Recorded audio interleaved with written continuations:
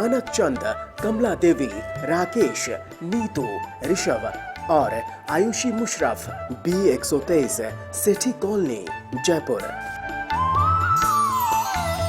Shri Parshvanath re rolling mills limited, Durgapur 1, Vardhaman, West Bengal. Amita Jain, पत्नी अनिल कुमार जैन, संगीता जैन, पत्नी Vipin Kumar Jain. Doctor Vinod Maganlal Jain, Kusumba, Suvarna Jain, doctor Ratnali Jain, धर्मपत्नी डॉक्टर विपुल जैन, USA। अर्पिता जैन, धर्मपत्नी विरल जैन, USA। विराज, ऋषभ, प्रीशा, विहान। राधा जैन, किरण जाखेरिया, आभा जैन, कल्पना जैन, कविता जैन, प्रियंका जैन, रितु जैन। श्री अशोक कुमार, रतनलाल जैन, नूतन, गौतम, प्राची, आदित्य, महिमा, डॉक्टर सलोनी, Niranjan, Arhan, Aaradhya Mehta, 49, Walchand terraces, Tardeo road, Mumbai. Gulab Chand Singhai, Shrimati Santosh Singhai, Saurabh Nimisha Singhai, Smita Sanjay Jain, Shweta doctor Rajendra Jain, E/7/4 SBI colony, Arera colony, Bhopal. Sanjay Jain, Meena, Aanchal एवं यश जैन, गोरेगांव, मुंबई पश्चिम। श्री किशोर खंधार, श्रीमती सुषमा एवं परिमल खंधार, अहमदाबाद, गुजरात। श्रीमती कमल जैन, धर्मपत्नी स्वर्गीय श्री विनय प्रकाश जैन, विचित्र, मंजू, नवीन, सीमा, अंकुर, शिखा, रुचि, अनिरुद्ध, यश जैन। दिवंगत मातु श्री भौरीबाई एवं पिता श्री नथुलाल जी एवं बहन श्री मुन्नी बड़जात्या, थाना गाजी, जिला अलवर वालों की स्मृति में श्री ज्ञानचंद जैन, 4/84, मालवीय नगर, जयपुर, राजस्थान। श्रीमती शांति देवी पाटनी, पत्नी स्वर्गीय श्री निर्मल कुमार पाटनी, सुपुत्र सुरेश कुमार पाटनी, विजय कुमार पाटनी, अमित कुमार पाटनी, इम्फाल, मणिपुर। जय जिने तज्जयति परम ज्योति, समम समस्तैरनंत पर्यायी, दर्पण तलेव सकुला, प्रतिफलति पदार्थ मालिका यत्र। पंच परमेष्ठी भगवान की जय। मांस खाने में क्या दोष है और हिंसा कैसे होती है, इसके बारे में पिछली ज्ञानशाला में 2 श्लोक हुए थे। पहले श्लोक में कहा था बिना जीवों के मारे मांस की उत्पत्ति नहीं होती, इसलिए मांस खाने में हिंसा है। दूसरे श्लोक में कहा था यदि कोई बिना मारे अर्थात अपने आप मरे हुए जीव का मांस हो तो उसको खा सकते क्या? नहीं, क्योंकि उसके आश्रित भी तो अनंत जीव राशि है, फिर उसके खाने में भी जीव हिंसा है। अब फिर प्रश्न किया गया, ठीक है मांस पका हुआ हो, पक रहा हो, तब तो उसमें जीव हिंसा नहीं मानी जाएगी, क्योंकि पकने के बाद तो जीव हिंसा नहीं रहनी चाहिए। उसके लिए आचार्य लिख रहे हैं, आमास्वपि पक्वास्वपि, आमास्वपि पक्वास्वपि, विपच्यमानासु मांसपेशीषु, विपच्यमानासु मांसपेशीषु, सातत्तेनोपादस्, सातत्तेनोपादस्, तज्जातीनां निगोतानां, तज्जातीनां निगोतानां। बोलिए, आमास्वपि पक्वास्वपि, विपच्यमानासु मांसपेशीषु,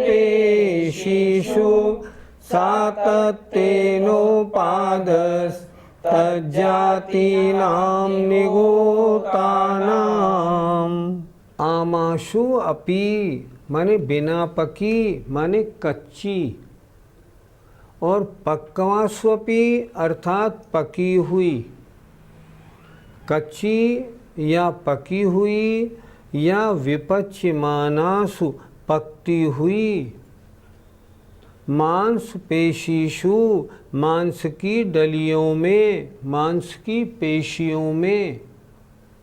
सातत्येन, निरंतर ही, उत्पादः, उत्पत्ति होती रहती है। तज्जाति नाम, उस जाति की, निगूतानाम, समूर्छन जीवों का निरंतर उत्पत्ति होती रहती है। अर्थात मांस कच्चा हो, पक्का हो, पक रहा हो, कैसा भी हो, लेकिन उसमें उस जाति के निगोदिया जीव निरंतर उत्पन्न होते रहते हैं और मरते रहते हैं। अनंतानंत जीवों की हिंसा प्रति समय की है। गुरुजी, समूर्छन जीव कौन होते हैं? जन्म 3 प्रकार के होते हैं। समूर्छन, गर्भोपपादा जन्म, तत्वार सूत्र का एक सूत्र है। समूर्छन जन्म वो होते हैं जिनमें माता पिता की आवश्यकता नहीं होती, वातावरण मिला और अपने आप जीवों की उत्पत्ति हो जाती है। जैसे बारिश हुई और मच्छर शुरू हो गए, इस तरह। ये मच्छर कहाँ से आए? ये तो वातावरण में नमी आई और नमी के अनुसार उनकी उत्पत्ति हो गई। समूर्छन। गर्भ जन्म वाले जीव वो होते हैं जो माता पिता के संयोग से होते हैं, जैसे मनुष्य, त्र्यंच, गाय, भैंस आदि। उत्पाद जन्म वाले वो होते हैं जो नारकी और देव होते हैं। अपने उत्पत्ति के स्थान पर आत्मा आया और अपने शरीर के योग्य 9 कर्म वर्गणाओं को स्वीकार किया और शरीर बन गया। 3 तरह के जन्म होते हैं। तो ये समूर्छन जन्म वो कहलाता है, अर्थात जिसमें माता पिता की आवश्यकता नहीं रहती, केवल वातावरण हुआ और जीवों की उत्पत्ति हो गई। तो यहाँ मांस में ऐसी व्यवस्था है, ऐसा वहाँ का सब कुछ है कि वहाँ पर निरंतर ही अनंतानंत जीवों की उत्पत्ति और मरण होता ही रहता है। इसलिए यहाँ लिखा सातत्येनोपादस।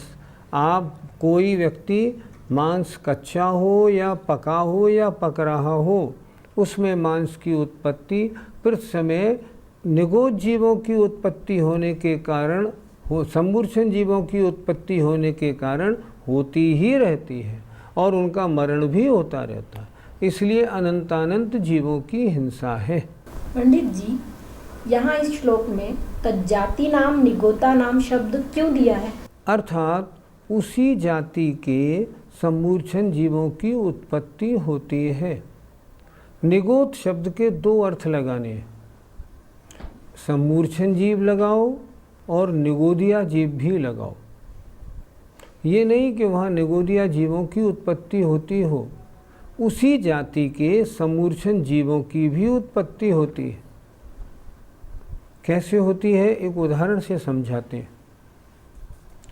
पहले हम जहाँ रहते थे उसके पास में ही एक गाय भैंस का बाड़ा था। हम दूध लेने जाया करते थे।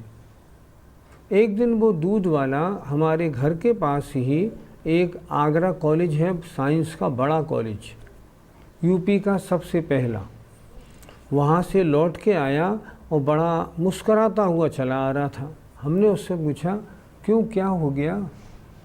आज तो गजब हो गया बाबूजी। क्यों, क्या बात है?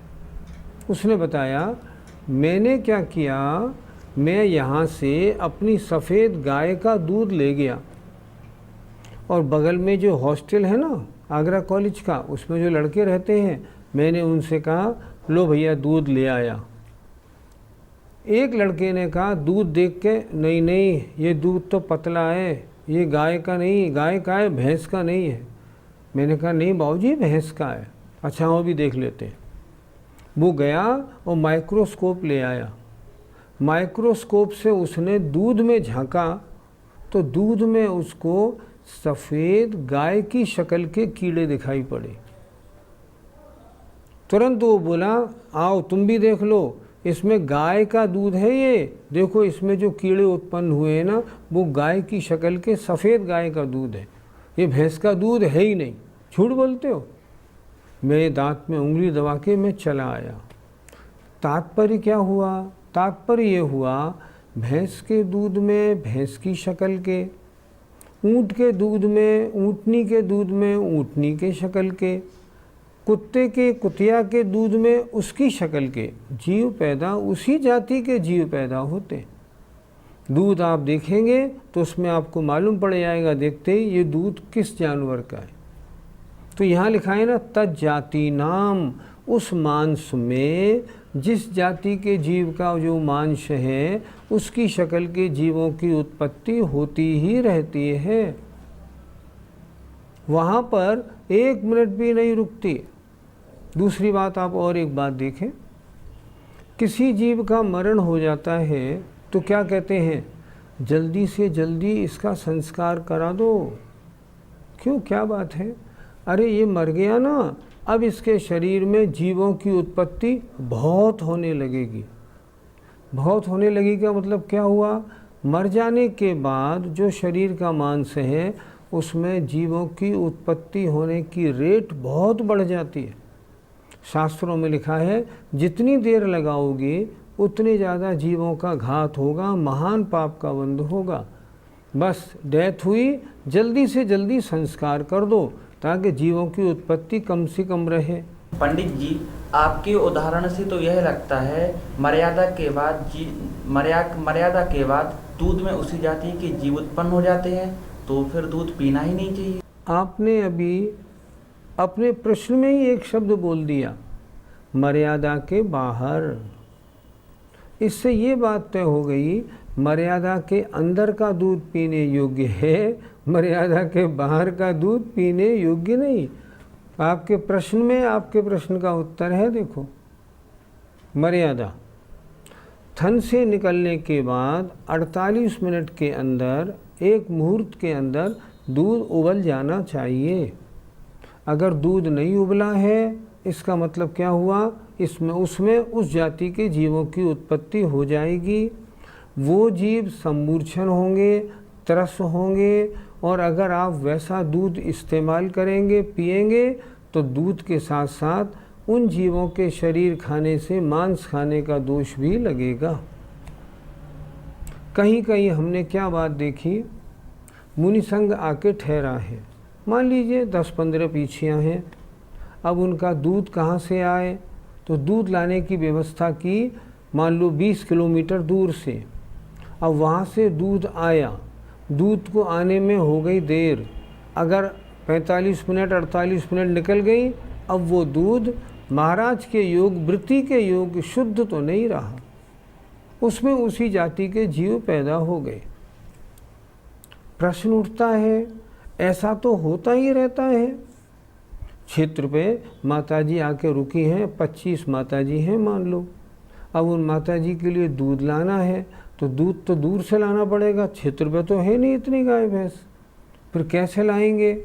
हाँ, हर चीज़ की विधि है, मन हो तो आप ऐसा करें, वहाँ पे जहाँ दूध कढ़ रहा है ना, वहीं पे एक चूल्हा और भगोना रख दें, दूध कढ़ता जाए, छान के उसमें डालते जाइए। जब दूध हो जाए तब वो उबल जाए, तब उस उबले दूध को आप रखें और लाके सब चौकों में बांट दें। तरीके तो हर चीज़ के हैं, लेकिन आलस से थोड़ा छोड़ना पड़ेगा। और अगर आप बाज़ार का दूध लेते हैं, बाज़ार का दही लेते हैं, उसमें तो जीव ही जीव है, उसकी तो बात ही नहीं करनी। एक बार की बात, हमने बाज़ार से दही मंगाया और दही मंगाने के बाद अपनी फैक्ट्री से माइक्रोस्कोप लाए, हमने लोगों को दिखाया, देखो इस दही में कितने जीव होते हैं। उन लोगों ने माइक्रोस्कोप से देखा, ओहो, लटें किलबिला रही थी उनके अंदर। जितने लोगों को मैंने माइक्रोस्कोप से दिखाया दही, उन लोगों ने उसी दिन से त्याग कर दिया, भैया आज के बाद तो बाज़ार का दही नहीं खाएंगे, चाहे कुछ भी हो। अब आज समस्या हो गई, बड़े बड़े शहरों में पशुओं का बांधना, सड़क पे निकालना, चलना बंद हो गया।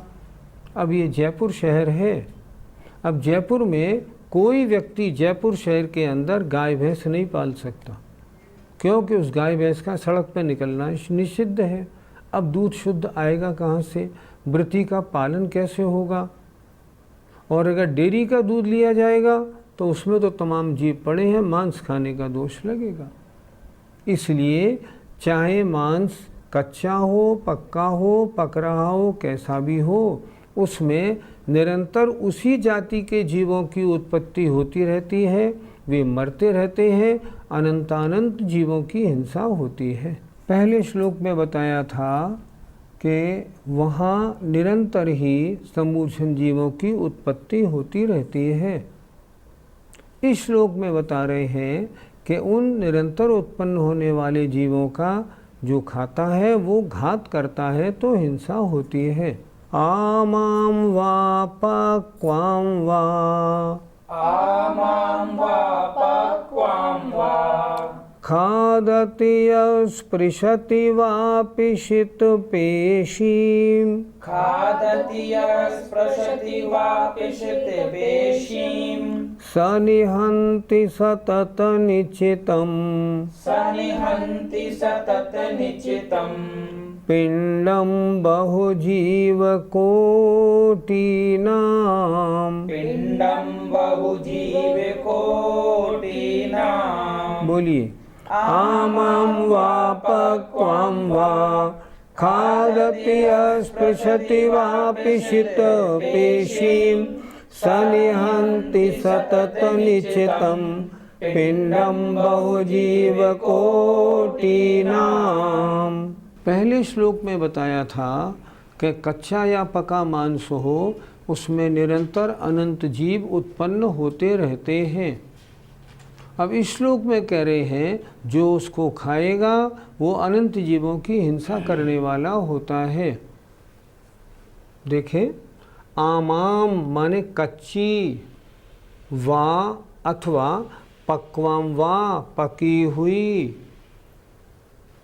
खादति खाता है, यह माने जो, या वा स्पृशति छूता है, पिशित पेशीं मांस की डली को। क्या अर्थ हुआ? जो मांस की डली को चाहे वो कच्ची हो या पकी हुई हो खाता है या छूता भी है। खाने का प्रश्न नहीं, अगर छूता भी है तो क्या होता है? सनिहंती, वह मारता है, सतत माने निरंतर, निश्चितम माने एकत्रित, निरंतर उसमें उत्पन्न होने वाले, इकट्ठे होने वाले, पिंडम माने समूह को, बहुत सारे जीव, कोटिनाम प्रकार के, बहुत प्रकार के जीवों के समूह को जो वहाँ निरंतर एकत्रित हो रहे हैं उनको मारता है। मांस में जीव उत्पन्न हो रहे हैं, अब जो मांस को खाएगा उसके जीवों की हिंसा होगी ही होगी। किसी व्यक्ति के होटल में मांस बनता हो और व्यक्ति खुद खरीद के नहीं लाता हो तो उसको दोष लगेगा कि नहीं? एक दिन एक महानुभाव हमारे पास आए, सुनाने लगे मेरी फैक्ट्री में मेरा बहुत अच्छा गेस्ट हाउस है, मैं एक्सपोर्ट का व्यापार करता हूँ ताकि जो विदेशी लोग हैं वो आएं और वो उसमें ठहरें। मैंने फिर पूछा उन विदेशी लोगों को आप भोजन कैसा कराते हैं? तो बोले कोई दाल सब्जी थोड़ी खाएंगे, उनके लिए तो नॉनवेज की व्यवस्था करनी पड़ती है। तो मैंने कहा ये तो महान पाप का काम है। तो वो सज्जन हमसे क्या बोले, पाप का काम क्या? ना मैंने आज तक खरीदा, ना मैंने देखा, ना मैंने छुआ, मैं कुछ नहीं करता, मैं तो केवल मात्र मेरे जो अकाउंटेंट है वो पेमेंट करते हैं, मुझे लेना देना कुछ नहीं, मुझे हिंसा थोड़ी लगेगी। नहीं, ऐसा नहीं होता। होटल आपका है। अभी हमने एक गाथा पहले पढ़ी थी, अनेक जीव हिंसा करें पाप एक को लगेगा। आपका स्टाफ वहाँ 150 आदमियों का है और उस 150 आदमी जो भी हिंसा करेंगे पाप आपका। क्यों? गाइडेंस आपकी, इंस्ट्रक्शन आपके, मालिक आप, नफ़ा नुकसान आपका, आपको पाप लगेगा। इसलिए ऐसा नहीं कि अगर हम उसे छुए नहीं और बनाए नहीं तो हमको पाप नहीं लगे। वहाँ उस चीज़ की प्रवृत्ति हमने कराई है। हम कृत से नहीं कर रहे पर कारित से हिंसा करा रहे हैं, करने वाले की अनुमोदना करा रहे हैं। देखो हर सामान बहुत अच्छी तरह रखना। जो मेरे व्यापारी आए उनको ये ड्रिंक कराने के लिए शराब की बोतलें ला के रख लो, बस मैं नहीं खरीदता। इससे क्या होता है, व्यवस्था तो आपकी है, आपने ही तो शराब रखी है, आपने नॉन वेज की सर्विस की है। अगर ऐसा है दोष आपको लगेगा, बिल्कुल लगेगा। उस मांस को लाने का, खरीदने का, खिलाने का दोष आपका। पंडित जी, जो जमी कंद है उसमें अनंतानंत जीव राशि होती है, तो जो व्रती लोग होते हैं क्या वह उसे खरीदने का कार्य और परोसने का कार्य भी नहीं करते हैं? बिल्कुल नहीं करते। व्रतियों को लिखा हुआ है वो जमीकंद न खरीदेंगे, न रसोई में बनाएंगे, न परोसेंगे। अगर परोसेंगे तो भी हिंसा लगेगी। कृत, कारित और अनुमोदना वो भी नहीं करेंगे, बिल्कुल नहीं करेंगे। वो दूर रहते हैं इन कामों से, दूर। न उनकी रसोई में ये बन सकता है, या जिस रसोई में बनता है उसमें वो सर्विस नहीं करते।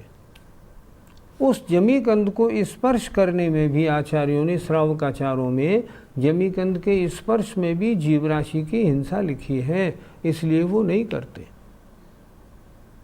प्रकरण चल रहा है मांस का, प्रकरण आज पूरा हो गया। ये इससे समझना क्या है, इससे ये समझना है, देखो आजकल की व्यवस्था बहुत ख़राब हो गई। जितने भी कैटरर्स का खाना बनने लगा और जगह जगह पार्टियां बनने लगी, उनमें रंच मात्र की कोई शुद्धि नहीं। उनके बर्तनों में कितनी बार मांस बना, कितनी बार सब्जी बनी, कोई हिसाब नहीं। इन लोगों को शुद्धि अशुद्धि का कोई विवेक नहीं, इनका तो व्यापार है। इसलिए जो कैटरर्स का खाना है बिल्कुल नहीं खाना चाहिए। तो क्या करें, दावतों में नहीं जाएं। देखो सबसे पहली बात, दावत में जाएं तो जैनी के यहाँ जाएं, और जैनी को चाहिए वो कैटरर्स का खाना नहीं बनवाए। तो इतने हजारों आदमियों का खाना कैसे बनेगा, क्यों नहीं बनेगा? हलवाई लगा के बनवाए अगर बनवाना है तो, नहीं तो नहीं बनवाए। पर अशुद्ध भोजन न खिलाए, नहीं तो महान पाप का भागी होगा। मैं एक जगह एक कोल्ड स्टोरेज में गया, मैंने वहाँ देखा, महीना था फरवरी का, मैंने वहाँ देखा कनस्टर कम से कम 100, 200, 500 कनस्टर दही के भरे हुए रखे थे। मैंने उनसे पूछा इन कनस्टरों में क्या है? उन्होंने कहा दही है। इन दिनों जो जाड़े के दिन है इनमें दूध खूब आता है, तो इसका दही भी आजकल खूब बनता है। तो दही को निचोड़ के इन कनस्टरों में भर के कोल्ड स्टोरेज में रख देते। तो मैंने कहा इन्हें कौन खरीदता होगा, ये तो महीनों के रखे हुए। अरे खरीदता नहीं, सब कैटरर्स यहीं से ले जाते। बोले ये महीनों का रखा हुआ दही, ये दही जाता है और आप उसको टिकिया पकौड़ी की चाट में बड़े आराम से खाते हैं।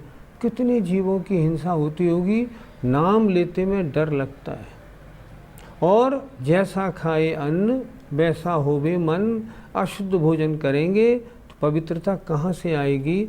इसलिए भोजन की पवित्रता पे बहुत ध्यान देना है। आज यहाँ मांस खाने के प्रकरण का ये प्रकरण पूरा होता है। नियम लेना है, जहाँ मांस बनता है ऐसे होटलों में भोजन नहीं करेंगे। जो भोजन अमर्यादित है उसको भी नहीं करेंगे। और हे भगवान, वो दिन कब आए जब मैं पहले अणुव्रतों को और बाद में महाव्रतों को धारण करके इस सब हिंसा से बचूं। जय जिनेंद्र।